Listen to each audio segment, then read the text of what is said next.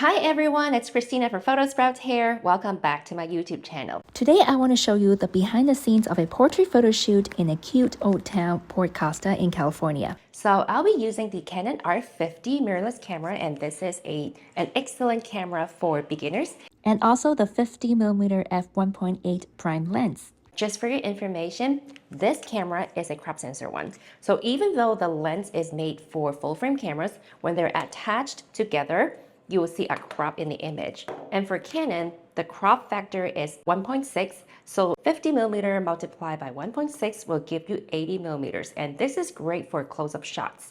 So let's see the behind the scenes. Welcome to Port Costa, California, a peaceful old town that is perfect for a weekend relaxing tour. With its vintage charm, quiet street, and scenic waterfront, it's the ideal spot to explore, have a drink, and take some pictures. For today's portrait photo shoot, I traveled light with just my Canon R50 and a 50mm f1.8 prime lens.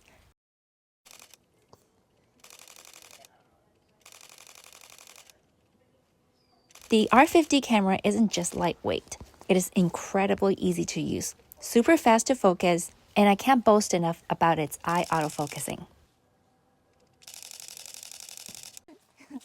By the way, just a heads up, this video is not sponsored by Canon. And hey, Canon, if you're watching, don't be shy. You've got a big fan out there who would not mind a little sponsorship love. I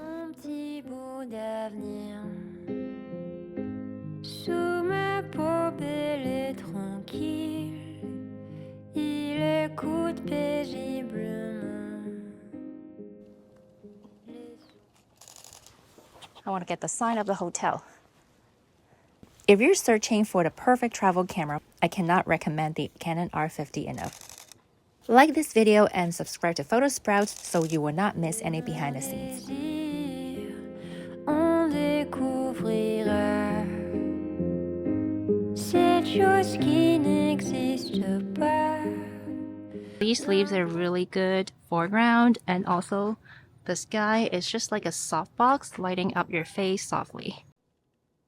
I intentionally used high-speed continuous shooting because Sienna changed her pose fast, but if your model is sitting down still, you can use single shooting.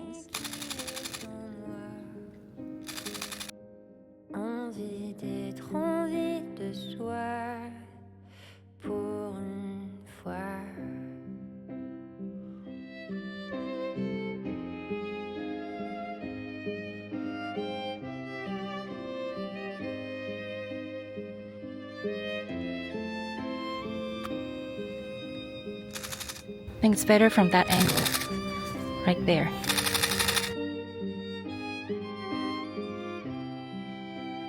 Un petit bout d'avenir, ta voix, mon corps et le ton, y a comme un goût d'infini, dans le hasard de la vie, on découvrira. Lastly, we also did some backlit portrait. I was trying to shoot through those leaves to get a nice foreground. However, focusing was a little challenging as the camera had a hard time finding Sienna's eye when the leaves are in the foreground, so I had to use my other hand to tap on Sienna's face to let the camera find the eye, but I'm also using the same hand to grab the leaves in front of me.